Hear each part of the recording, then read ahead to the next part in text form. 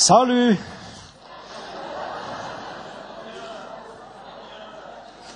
Bon. Alors je dis bonjour pour ceux qui connaissent pas tout. Voilà, j'aimais bien quand Samuel tout à l'heure a parlé des vraies déclarations d'amour. Elles font du bien quand on sait qu'elles viennent du fond du cœur, quand c'est frais, quand c'est naturel. Quand mes filles étaient toutes petites, une fois, je suis allé acheter du pain et j'ai emmené une comme ça avec moi. Elle avait peut-être, je sais pas, 2 ans et demi, 3 ans. Alors elle me tenait par la main, on marchait comme ça sur le trottoir. Et puis elle me dit, moi aussi, je peux t'appeler mon chéri? Voilà. Alors ça m'avait beaucoup plu. J'ai dit, c'est bien quand ça vient du cœur comme ça, c'est super. Voilà. Ce soir, j'avais envie de parler de quelque chose qui est très important dans notre vie, évidemment, sinon on n'en parlerait pas. Hein. Et c'est être conduit par Dieu. Être conduit par Dieu. On s'aperçoit que dans notre vie, quelquefois, on s'arrête et puis on regarde en arrière et parfois on se demande pourquoi on s'est mis dans une telle galère. Ça vous est jamais arrivé? Mais pourquoi je me suis mis dans ce pétrin-là? Hein, ça rappelle la fameuse répartie dans cette pièce. Qu'allait-il donc faire dans cette galère? Mais des fois, on se le demande à soi-même. Mais qu'est-ce que je lui ai venu faire là-dedans? Et alors, dans ces cas-là, souvent on s'en veut à soi-même, on se fait des reproches parce que quelquefois on se dit j'aurais pu m'éviter tel ou tel tourment si seulement j'avais cherché, si seulement j'avais pris le temps de chercher la face de Dieu, si je m'étais dit qu'est-ce que Dieu veut, où Dieu veut-il que j'aille, qu'est-ce que je dois faire, etc. Mais on s'aperçoit avec du recul qu'on a foncé, et puis finalement après, on récolte, et nos choix ne sont pas toujours réversibles. Et quelquefois, on s'aperçoit que on s'est impliqué dans quelque chose. Quelquefois, il y avait une signature, par exemple, et après, on peut pas retourner chez la personne chez qui on a signé puis dire je voudrais mettre un coup de blanco sur la signature. Ça marche pas. Justement, si on s'est fait avoir, c'est que l'autre, il y a quelqu'un qui nous a eu quelque part, hein, et on revient pas en arrière. Alors, pour illustrer ça, dans le livre de Jérémie, il y a un groupe de gens qui m'a intéressé. Ils sont venus. Bon, je vous rappelle un petit peu l'histoire. Hein. Ça se passe au temps où Israël avait été laminé par ses ennemis, et puis il restait à peine un petit reste comme ça sur la terre d'Israël. Et quelques-uns ont encore fait des bêtises. Ils se sont encore une fois rebellés contre l'envahisseur. Et maintenant, ce tout petit reste qu'il y avait sentait qu'ils avaient peur de l'armée des occupants. Et ils se sont dit, on va se faire tous massacrer. Ils étaient très inquiets. Et ils sont venus trouver le prophète Jérémie. Ils ont dit, Jérémie, s'il te plaît, prends vraiment le temps d'intercéder auprès de Dieu. Demande vraiment à Dieu, qu'est-ce qu'on doit faire? Nous voulons savoir quelle est la conduite de Dieu. On veut savoir vraiment son avis, on veut avoir sa direction. Et prends le temps, consulte, et dis-nous après ce que Dieu t'aura dit, et quoi que Dieu dise, alors nous ferons strictement ce que Dieu va nous révéler de faire.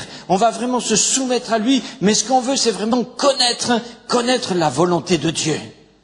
Ça, c'est une belle prière, non? Hein? C'est pas une belle prière, ça? Ça, c'est bien. Alors Jérémie a dit, ok, d'accord, allez-y, je vais consulter Dieu, et puis dans quelque temps, dès que j'aurai quelque chose, je vous dirai. Alors il a pris le temps, il a passé du temps devant Dieu, et puis Dieu lui a parlé. Alors il a convoqué les quelques responsables de ce groupe, et il leur a dit, voilà ce que Dieu m'a dit. Dieu m'a dit, surtout, restez là, maintenant, là où vous êtes. Ne partez pas, n'ayez pas peur des soldats de l'armée d'occupation qui est là. Ne craignez rien, moi, Dieu, je vais faire en sorte qu'il ait pitié de vous. Pourtant, c'était pas détendre, mais il va avoir pitié de vous. Je vais lui inspirer de la pitié pour vous, de la miséricorde. Il ne vous touchera pas. Restez là, et moi, dit Dieu, moi je vous ferai prospérer. Surtout, n'essayez pas de vous enfuir pour aller en Égypte, pour vous réfugier là-bas. Si vous essayez de vous réfugier en Égypte, alors c'est là-bas que l'envahisseur vous poursuivra. Et quand Jérémie a dit cet avis de Dieu à tous ces gens, alors ils se sont fâchés. Ils se sont fâchés, ils se sont énervés contre lui. Ils ont dit, c'est pas vrai. Dieu t'a pas dit de nous dire ça. C'est pas vrai. Ça, c'est parce que tu nous en veux. C'est parce que tu nous en veux. Tu veux qu'on reste ici pour qu'ils viennent nous taper dessus. Tu veux nous faire massacrer. Oui, c'est Baruch, hein, parce qu'il nous hait. Celui-là, je sais, c'est ton copain. Et il nous veut du mal. Vous voulez nous faire descendre par nos ennemis. Nous irons en Égypte. De toute façon, c'est ce qu'on a décidé. Ah bon?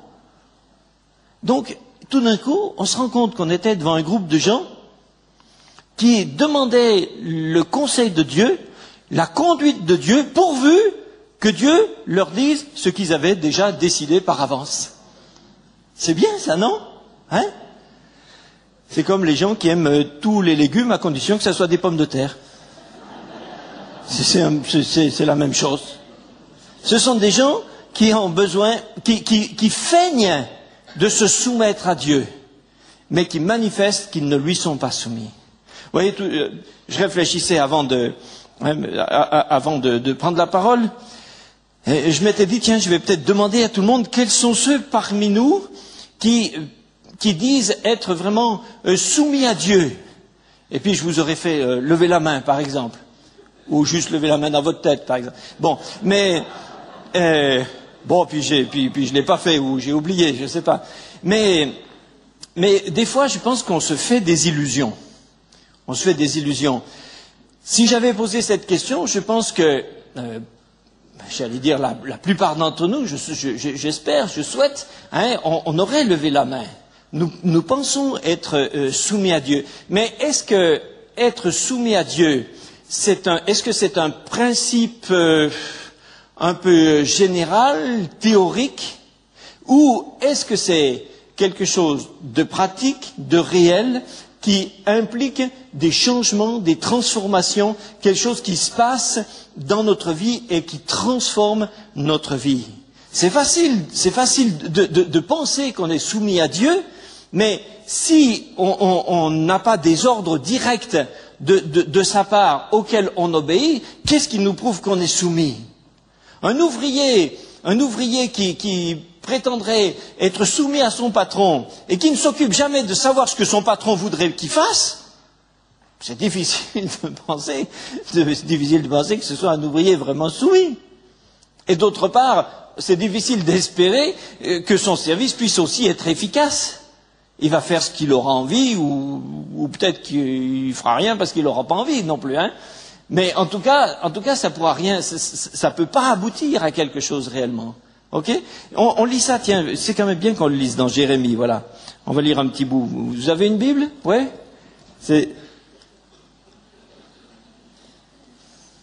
Cherchez Jérémie. 42, Jérémie 42. Verset 5. Hein.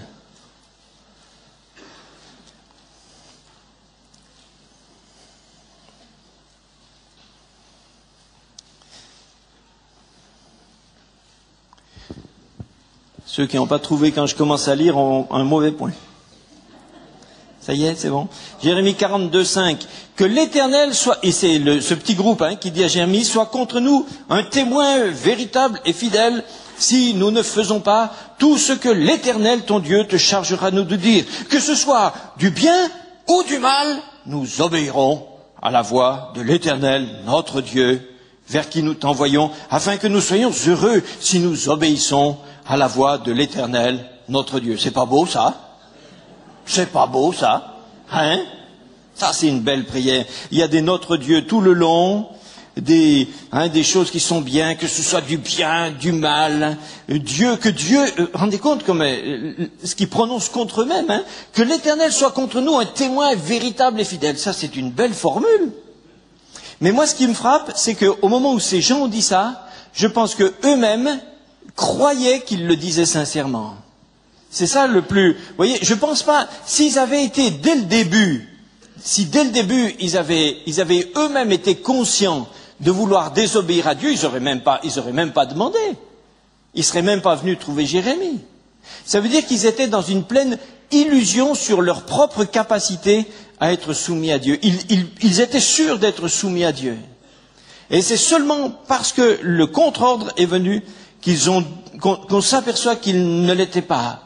Et voyez, au verset 12, Jérémie leur dit, j'inspirerai au roi de Babylone, je lui inspirerai de la compassion pour vous, il aura pitié de vous, il vous laissera demeurer dans votre pays.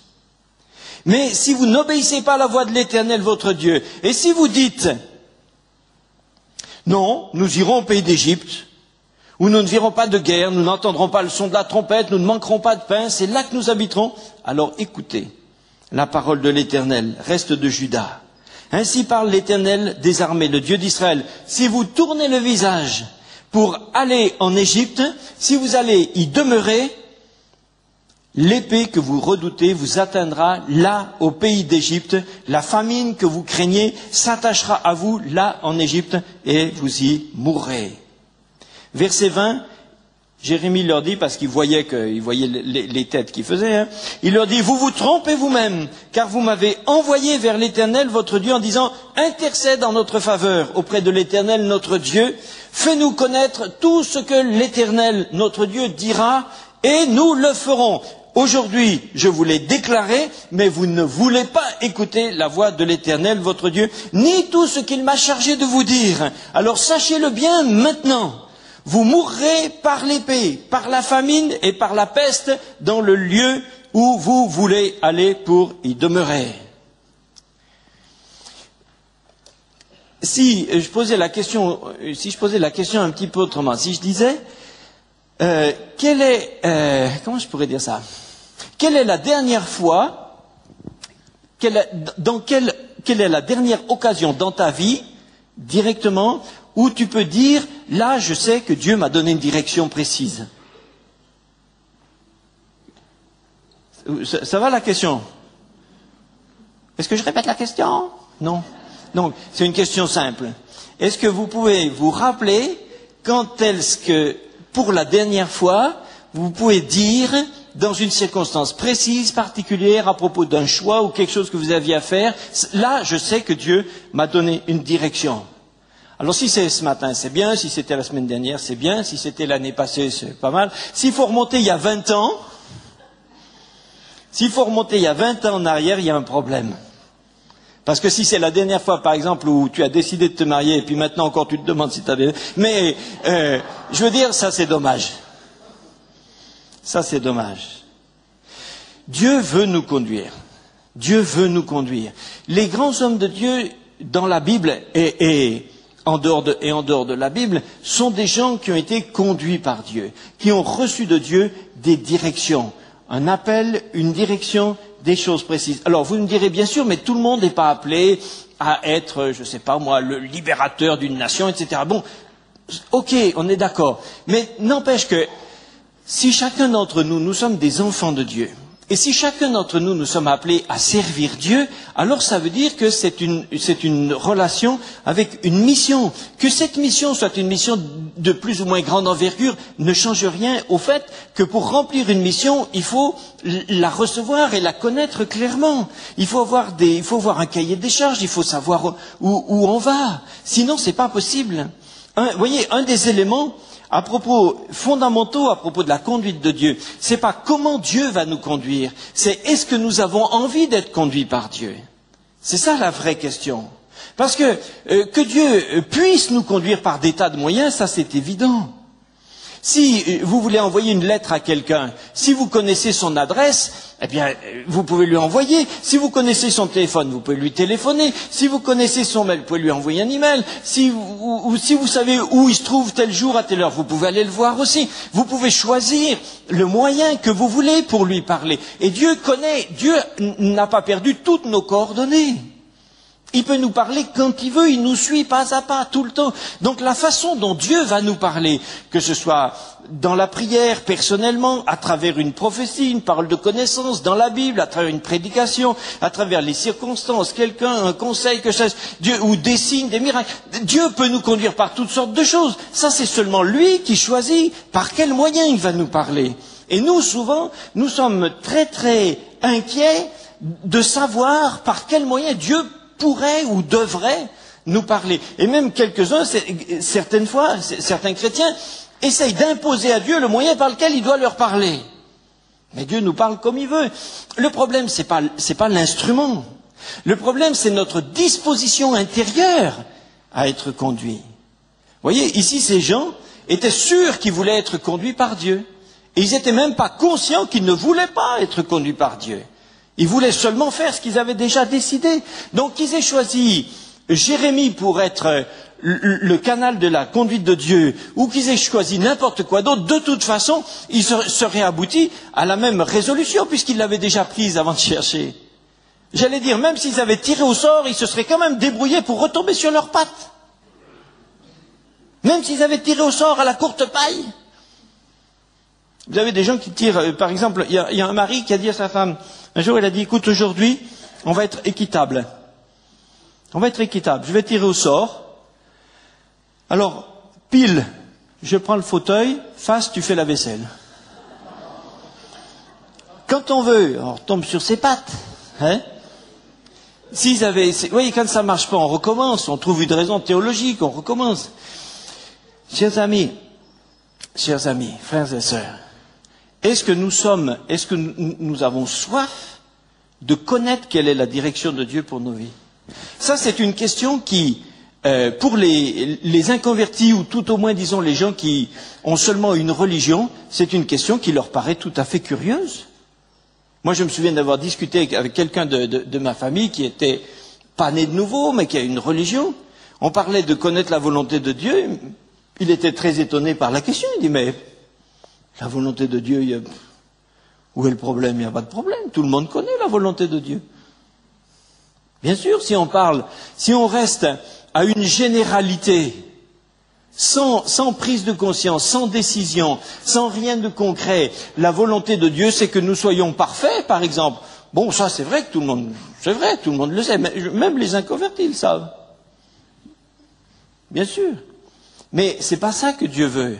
Ce que Dieu veut, c'est de nous faire marcher jour après jour dans une conduite. Et ça, il faut être vraiment impliqué dans un schéma, impliqué dans une relation, dans une vision de servir. Il faut vouloir connaître la volonté de Dieu, et il faut aimer la volonté de Dieu avant de la connaître. Hein. Il faut aimer le choix de Dieu avant de savoir quel est le choix que Dieu va prendre. Hein. Pouvoir dire à Dieu, quel que soit le choix que tu as pour ma vie, quelle que soit la décision que tu vas prendre pour moi, alors je veux être d'accord avec toi. Quand on a des choix difficiles, il faut surtout se demander quelles sont nos propres préférences pour en être conscient. Sinon, c'est très facile de se laisser conduire par des choses très, très, très subjectives. Et il y a toujours un aspect, quelque chose qui va nous faire préférer d'une façon ou d'une autre. Mais qu'est-ce que Dieu veut? Il faut pouvoir être libre de nos choix personnels pour pouvoir entendre celui de Dieu. Dans Romains 12, 2, Paul dit il prie, pour que vous soyez transformés par le renouvellement de l'intelligence, afin que vous discerniez quelle est la volonté de Dieu, ce qui est bon, agréable et parfait. Vous voyez, Paul dit ici, afin que vous discerniez quelle est la volonté de Dieu. Donc, si au départ il a prié, si pour lui c'est un sujet de prière, et que ce sujet de prière implique qu'avant de discerner, il faut d'abord être transformé par un renouvellement, ça veut dire que la chose n'est pas forcément complètement évidente. Être transformé par le renouvellement de l'intelligence pour discerner quelle est la volonté de Dieu. Donc ça veut dire que c'était pas évident tout de suite. Vous voyez, avant d'être converti, il y a une multitude de choses que nous ne connaissions pas comme étant la volonté de Dieu. Alors, peut-être quelqu'un dira, oui, mais ça, c'est encore quelque chose d'un petit peu général. Hein, c'est les grands aspects de la vie chrétienne qui sont valables pour tout le monde.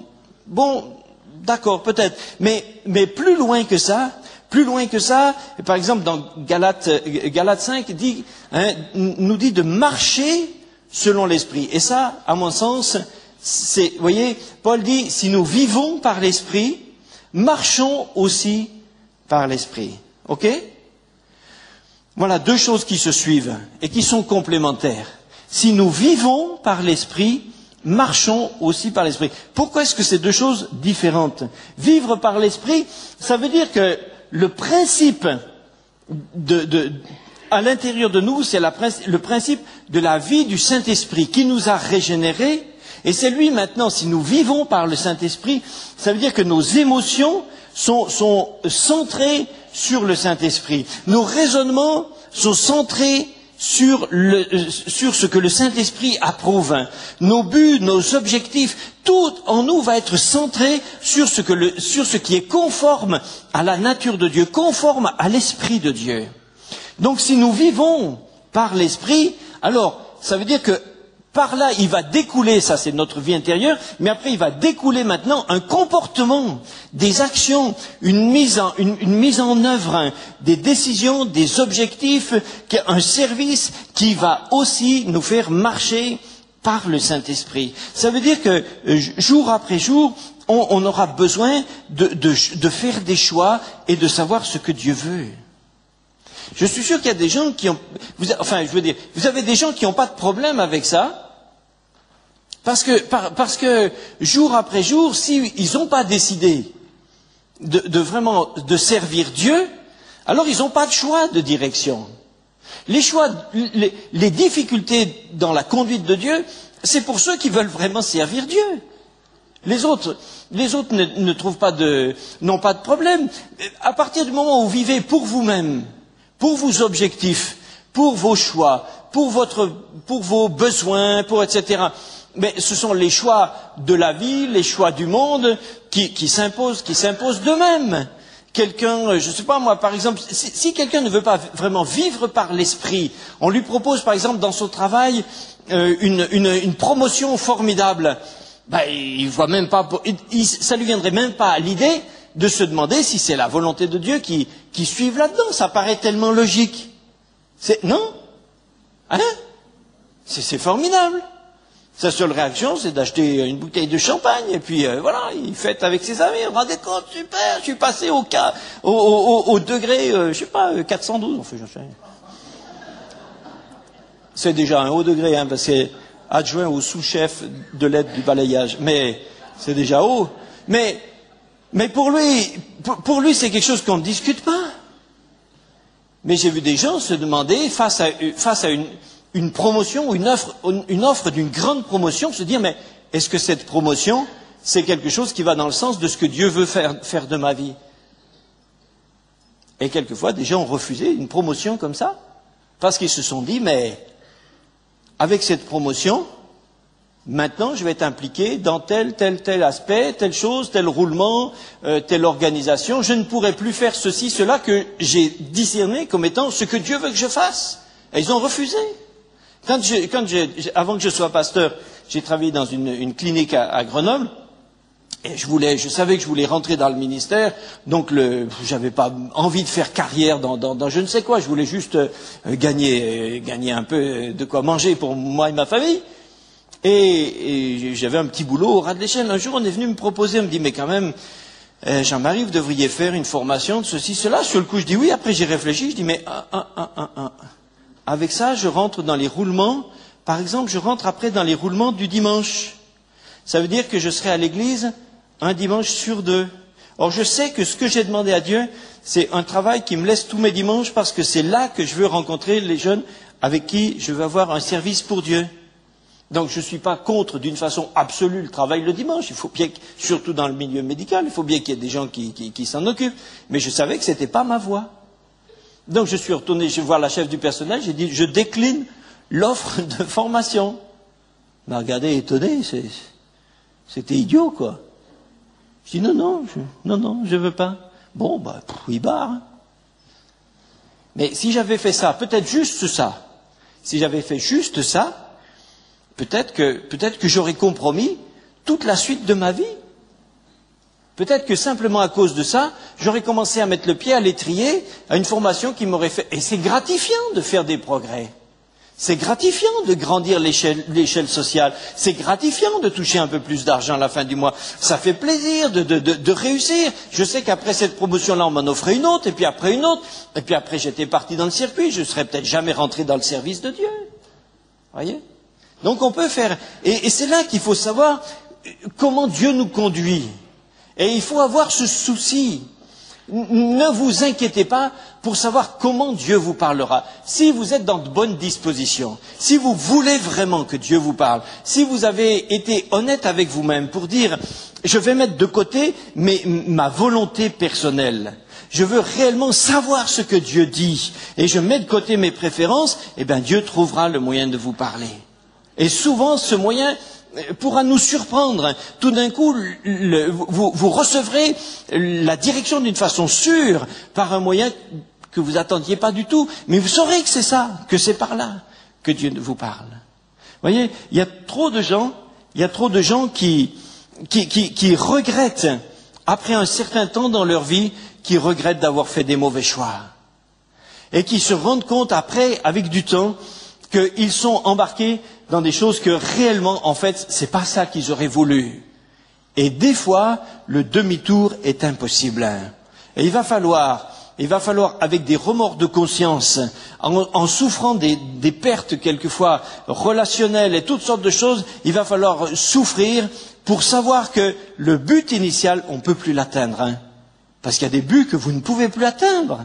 Je parlais tout à l'heure en rigolant de quelqu'un qui a épousé une personne qu'il n'aurait jamais dû épouser.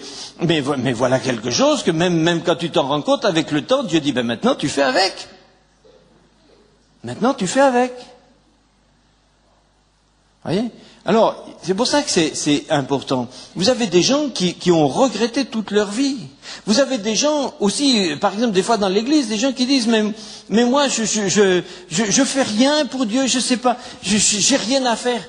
Mais est-ce que c'est pas simplement le fait que tu n'as jamais cherché la direction de Dieu ? Vous voyez, tout à l'heure je disais, Paul dit dans Galates, si nous vivons par l'Esprit, marchons aussi par l'Esprit. C'est une question qui concerne toute notre vie.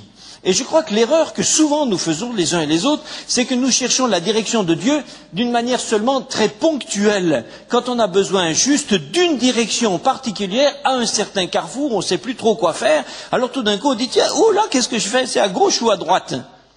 Mais déjà, est-ce que tu étais sur la bonne route ? Alors si on n'a pas cherché en amont, globalement, à être conduit par Dieu, on cherche la face de Dieu seulement pour réparer, seulement pour, comme un coup de main, c'est une roue de secours. Et bien sûr, si quelqu'un est dans dans une boîte de nuit, il a perdu sa carte bleue, alors il prie, Seigneur, tu vois, montre-moi dans quel coin je l'ai fait tomber. Mais est-ce que Dieu va lui répondre ? Vous voyez ? La direction de Dieu, elle aurait pu être trouvée en amont. Ça lui aurait évité de la perdre aussi, la tête.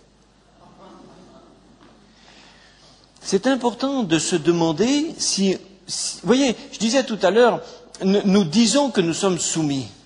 Mais quelqu'un qui n'aurait aucun souci, jour après jour, de se demander quelle est la conduite de Dieu pour ma vie, est-ce que sincèrement il peut dire qu'il est soumis à Dieu ? Moi je ne sais pas, il me semble que si nous ne cherchons pas la volonté de Dieu, si nous n'avons pas le souci de savoir dans quoi Dieu nous conduit, comment il nous conduit, je pense qu'on ne peut pas réellement sincèrement dire qu'on est soumis à Dieu. C'est une fausse soumission. On marche seulement avec Dieu dans la mesure où on espère qu'il va nous garder des problèmes. Mais est-ce que Dieu est seulement le garant d'une vie relativement confortable pour qu'on soit quand même un peu moins malheureux que les gens du monde? mais ça, c'est pas la vie chrétienne. Une vie réussie, c'est une vie qui va vers un but. C'est une vie c'est une vie qui tend vers la réalisation d'un objectif. Et vous ne pouvez pas réaliser un objectif si vous le connaissez pas clairement. Si jour après jour, vous n'avez pas les instructions. Et là, je pense que ça fait... Vous voyez, je vois combien de fois... C'est ça qui fait la différence. Je vois combien de fois des chrétiens viennent voir un pasteur, un autre, ils disent, frère, priez pour moi, priez avec moi, j'ai une décision à prendre pour ceci, pour cela, je ne sais pas, alors priez avec moi. Et ils espèrent qu'on va leur donner la direction. Et par la grâce de Dieu, c'est ce qui arrive quelquefois, tant mieux. J'allais dire merci Seigneur, c'est la grâce de Dieu. Mais d'un autre côté, c'est inquiétant. C'est inquiétant parce que si, quand on a besoin d'une direction de Dieu, il nous faut aller trouver quelqu'un d'autre qui nous la donnera, ça veut dire que dès qu'on aura une difficulté, eh bien on mettra en cause celui qui nous avait donné la direction. On n'aura pas de sûreté, on n'aura pas de force, on n'aura pas d'assurance. Et puis la prochaine fois qu'on aura de nouveau quelque chose à décider, on sera de nouveau encore une fois dans le brouillard. Qu'est-ce que je fais? Qu'est-ce que je décide? Et ça, c'est un des éléments, la capacité à trouver une direction de Dieu pour un choix, quel qu'il soit, ça c'est une des marques de la maturité chrétienne. C'est une marque de maturité. Vous ne pouvez pas demander à un enfant de prendre des décisions importantes pour son avenir, parce qu'il n'a pas les moyens, parce qu'il n'a pas les paramètres, il n'a pas la capacité, il ne peut pas voir plus loin, il ne comprend pas quels sont les choix en présence. Donc, c'est pour ça que Dieu lui a donné des parents. C'est pour ça que les parents lui disent, ben non, tu fais comme ci, tu fais ça. Mais nous, chrétiens, nous pouvons, au départ de notre vie, être dans cet état d'enfance. C'est normal. Après tout, si nous sommes nés de nouveau, un nouveau-né, avant d'être un adulte, il est d'abord un enfant. Ça, c'est normal. Seulement un enfant, ce qui est normal, c'est qu'un enfant grandisse aussi. Si un enfant ne grandit pas, il y a aussi de nouveau un problème. Alors qu'il faille un certain temps pour que du nouveau-né, on arrive au chrétien adulte, ça c'est certain. Alors en temps, j'ai aucune idée, je ne sais pas ce que ça veut dire. Il y a des gens qui ont, dans des domaines, qui ont grandi beaucoup plus vite que d'autres, tout ça. On n'a pas besoin de comparer ça, mais en tout cas, la question qui nous concerne tous, c'est est-ce que nous grandissons? Est-ce qu'aujourd'hui, par exemple, quelqu'un après 20 ans de vie chrétienne, est-ce qu'un chrétien qui a 20 ans de vie chrétienne est plus capable aujourd'hui de discerner la volonté de Dieu dans un aspect précis de sa vie, est-ce qu'il est aujourd'hui capable là où il n'était pas capable il y a 10 ans? Est-ce que là où j'hésite aujourd'hui, j'aurai plus de force l'année prochaine, dans 5 ans, dans 10 ans? Mais si nous restons toujours les mêmes, il y a quelque chose qui manque à notre développement. Nous devons pouvoir faire des progrès. Quand je dis devons, comprenez-moi, je parle comme ça, c'est pas une question de loi, c'est pas un devoir, c'est pas une question de il faut, il y a qu'à, on devrait, vous auriez dû, c'est pas ça que je veux dire, hein.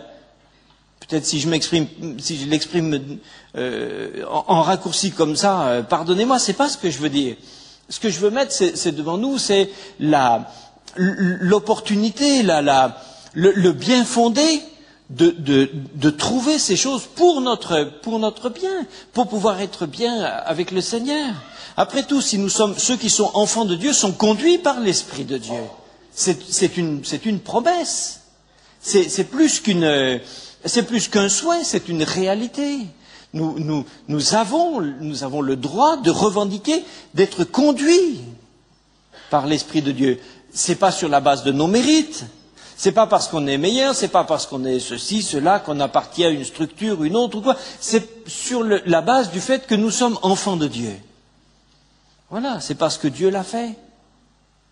Voyez combien de fois nous avons été, on a été les uns et les autres, on a été des fois perturbés, chamboulés, attristés, inquiétés, angoissés, dans des situations où on ne voyait pas ce qu'il fallait faire. Qu'est-ce qu'il faut que je décide? Alors des fois c'est des petits choix, qui n'ont pas trop d'importance, mais des fois ça en a beaucoup quand même. Hein, regardez, et si on est prêt, alors le Seigneur va quelquefois nous chambouler. Regardez, par exemple, je pense à l'apôtre Paul quand il était dans le livre des Actes. Hein, quand à un moment on dit que Paul voulait rentrer en Bithynie pour évangéliser. Est-ce que ça, c'est pas la volonté de Dieu?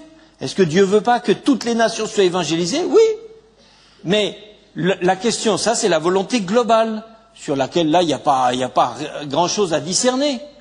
Mais dans sa communion avec Dieu, Paul a reçu que Jésus ne lui permettait pas d'entrer en Bithynie. Alors après, ils sont allés un petit peu plus loin, ils voulaient rentrer dans un autre endroit. Là, il est écrit que le Saint-Esprit ne leur permit pas. Voilà 2 fois où ils voulaient faire quelque chose qui avait l'air d'être globalement la volonté de Dieu, et Dieu voulait pas. Mais si Dieu voulait pas ça, c'est parce que Dieu voulait autre chose. Dieu voulait qu'ils commencent l'évangélisation de l'Europe. Alors ils sont passés, c'est juste après ça qu'ils ont eu la vision du Macédonien, et ils sont passés en Macédoine, c'est-à-dire, pour la première fois, c'est le début de l'évangélisation de l'Europe. Maintenant, ils avaient une direction de Dieu. Donc, ils y sont allés plein pot. Et vous savez que ça a commencé très triomphalement, puisqu'ils se sont retrouvés en prison à la première étape. S'ils n'avaient pas été sûrs d'avoir une direction de Dieu pour ça, les gars, ils auraient été effondrés dans la prison. Mais qu'est-ce qu'on a fait de venir ici? On n'aurait jamais dû venir là, on n'aurait pas... Mais ils savaient qu'ils étaient dans la direction de Dieu. Donc, même dans la prison, à minuit, ils chantaient des cantiques, les gaillards. Parce qu'ils étaient sûrs, parce qu'ils avaient une direction solide. Mais sinon, alors après, il y a eu un temps où d'autres chrétiens sont allés en Bithynie, en Mysie, etc., dans tous les endroits où, dans cet instant-là, le Seigneur leur avait pas permis à Paul qu'il aille, parce qu'ils avaient autre chose à faire.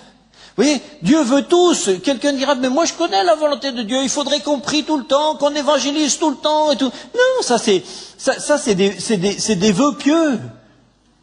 Et les vœux pieux, ça nous conduit juste à nous coucher, c'est tout. Hein? Et oui, les pieux. Bon. Alors donc, mais à travers ça, qu'est-ce que Dieu veut que je fasse moi aujourd'hui? Dans quoi Dieu veut me conduire aujourd'hui? Et c'est pas la peine de dire que nous sommes soumis à Dieu si nous ne nous posons pas ces questions-là. Moi, écoutez, je vais vous dire franchement, à quelques-uns, si vous prétendez que vous êtes soumis à Dieu et que jamais vous ne vous posez la question de savoir Seigneur, qu'est-ce que tu veux que je fasse et conduis-moi, je voudrais vous dire que votre soumission est en tout cas, je vais dire, très partielle. Vous voyez, c'est pour rester un peu soft. C'est très partiel. C'est une apparence de soumission. Mais ce n'est pas de la soumission. Quand on appelle Jésus Seigneur, Seigneur, par définition, c'est un mot qui implique une autorité de commandement. Une autorité de commandement.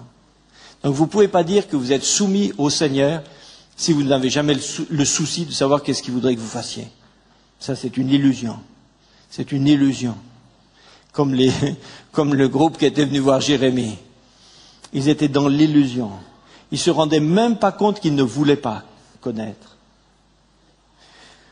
Frères et sœurs, j'aimerais juste qu'on prie maintenant ce soir pour que on dise Seigneur, nous ne voulons pas rester dans l'illusion. Je ne veux pas rester dans l'illusion. Je ne veux pas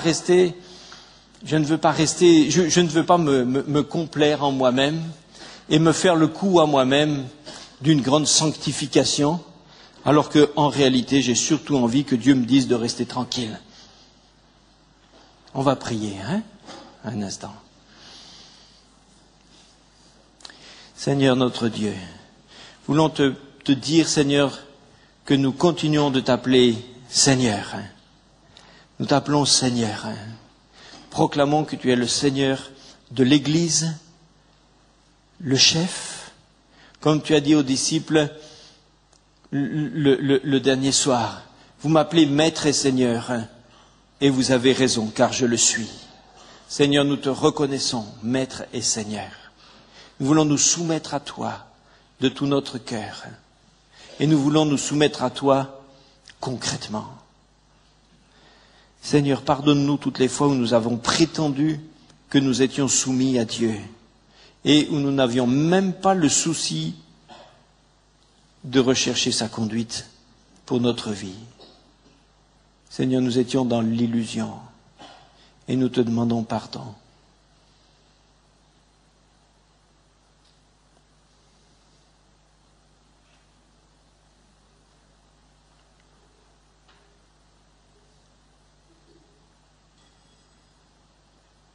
Je crois que c'est bien que pendant juste quelques secondes comme ça, si quelques-uns se sentent concernés par ça, ils disent mais c'est vrai, moi je prie pas pour ça, je recherche pas ça, c'est même pas un souci, je m'étais jamais rendu compte que ça démontre que je suis pas soumis à Dieu. Eh bien, c'est bien si de vous-même, maintenant parlez-en à Dieu. Vous dites Seigneur, je veux pas me tromper moi-même, je veux pas m'illusionner. Seigneur, mon cœur ne t'est pas soumis. J'ai seulement envie de faire ce que j'aime. Alors je te demande pardon. Je voudrais aussi vous inviter, m'inviter, nous inviter tous à dire Seigneur, nous voulons être soucieux de ta volonté, soucieux de ta conduite. Ta volonté, Seigneur, et non la mienne. Demandons au Seigneur maintenant dans notre cœur. Demandons-lui, disons-lui, Seigneur, ne me laisse pas paresseux dans ce domaine. Ne me laisse pas me contenter de solutions de facilité, de solutions superficielles. Seigneur, accorde-moi d'être assez honnête pour chercher vraiment ta face, avec zèle, jusqu'à la trouver. Merci Seigneur. Merci Seigneur. Alléluia. Et puis, je voudrais juste un tout petit instant. Un tout petit instant. Je voudrais aussi m'adresser à quelques personnes qui sont ici ce soir et qui n'ont jamais soumis l'ensemble de leur vie à Dieu. Avant même de savoir qu'est-ce qu'ils devraient faire jour après jour, même l'ensemble de leur vie, l'intégralité de leur vie, ne l'ont jamais soumis à Dieu. Vous le savez très bien. Vous dites, mais moi, de toute façon, j'ai jamais même essayé de chercher, ni de connaître, ni de faire la volonté de Dieu, parce que je ne suis pas soumis à Dieu. Je vis ma vie. J'ai seulement entendu parler de Dieu, mais je ne me suis jamais décidé, j'ai jamais dit à Dieu que je voulais me soumettre à lui. Et je voudrais vous donner cette occasion ce soir. Vous savez très bien que l'Esprit de Dieu vous a parlé aussi ce soir. Vous savez très bien que vous avez besoin que Dieu vous appelle, non pas comme un ordre menaçant, mais comme une prière qui vient de son cœur. Dieu dit, mon fils, ma fille, donne-moi ton cœur. Donne-moi ton cœur. Maintenant, ce soir, pendant que nous sommes là, tranquillement, je voudrais demander, est-ce qu'il y a quelques-uns qui veulent soumettre leur vie à Dieu? C'est une soumission. C'est une soumission. Quels sont ceux qui veulent? Si c'est votre cas, levez votre main. Voilà, vous montrez au Seigneur que vous voulez. Oui, je vous ai vu. Est-ce qu'il y en a encore qui veulent dire, Seigneur, voilà, je vous ai vu. Est-ce qu'il y en a d'autres encore qui veulent dire, Seigneur, globalement, je vais te soumettre ma vie. Je veux te donner ma vie. Je veux être soumis à toi. Je sais que ton œuvre est pour mon bien. Je vais t'obéir afin que je sois heureux. Est-ce qu'il y en a d'autres encore? Est-ce qu'il y en a d'autres encore? Voilà, on va prier. Seigneur notre Dieu, nous te rendons grâce. Tu es tellement bon, Seigneur. Nous savons que nous soumettre à toi, c'est notre sécurité. C'est notre sécurité, c'est notre garantie d'être conduit dans un bon chemin. C'est notre garantie d'arriver au port. C'est notre garantie de bonheur. C'est notre garantie de réaliser notre but ici-bas. Merci Seigneur, je te prie de bénir tous ceux qui ont fait ces prières ce soir et ceux qui ont levé la main maintenant. Bénis-les Seigneur au nom de Jésus. Amen.